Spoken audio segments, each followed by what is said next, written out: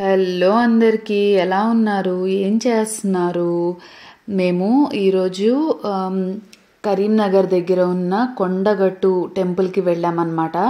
ఇది కరీంనగర్ నుంచి అయితే ఒక 40 కిలోమీటర్స్ ఫారెస్ట్ లోపల నుంచి ఇంటీరియర్లో ఉంటుందన్నమాట. ఈ త్రూ అవుట్ ఈ వే అంతా కూడా మీరు చూస్తున్నారు కదా, అసలు పచ్చదనానికి పెట్టింది పేరులా ఉంది. ఇంకొక విశేషం ఏంటంటే రోడ్డుకి అటువైపు ఇటువైపు అన్ని నీమ్ ట్రీస్, వేప చెట్లు ఇంకా మామిడి చెట్లే ఉన్నాయి. అంత ఎక్కువ, అంత గ్రీనరీ, పైగా ఇలాంటివి అన్నమాట. అక్కడక్కడ మర్రి చెట్లు అవి ఉన్నాయి, బట్ మేజర్గా అయితే ఇలా కనిపించింది అనమాట. ఇంకా త్రూ అవుట్ అక్కడ కోతులు ఎక్కువగా ఉన్నాయి. అవి అసలు ఏమీ చేయట్లేదు, చాలా హ్యూమన్ ఫ్రెండ్లీగా కూడా ఉన్నాయి. అయితే ఈ వేములవాడ ఈ కొండగట్టు హనుమాన్ టెంపుల్ విశేషం ఏంటంటే స్వామివారు శిలారూపంలో ఉంటారనమాట.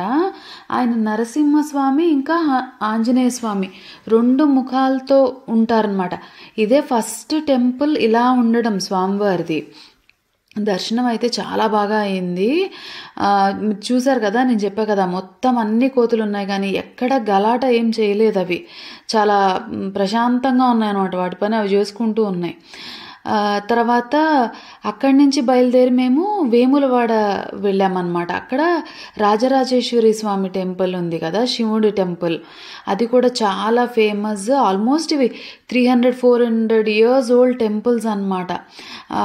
నాకు అంత స్థల పురాణం అవి పెద్దగా తెలియదు, కానీ చాలా ఓల్డ్ టెంపుల్స్, చాలా హిస్టారికల్ సిగ్నిఫికెన్స్ ఉన్న టెంపుల్స్ లాగా అనిపించినాయి అవి 2 కూడా.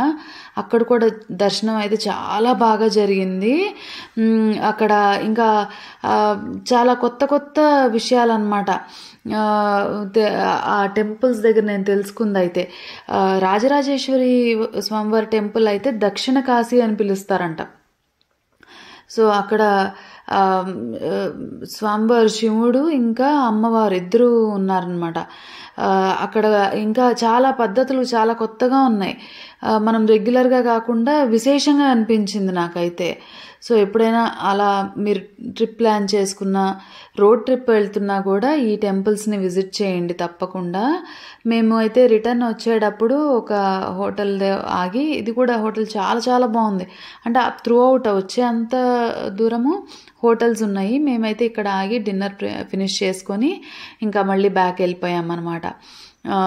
మంచి ఎక్స్పీరియన్స్ అవుతుంది ఇట్లాంటి ఒక ట్రిప్.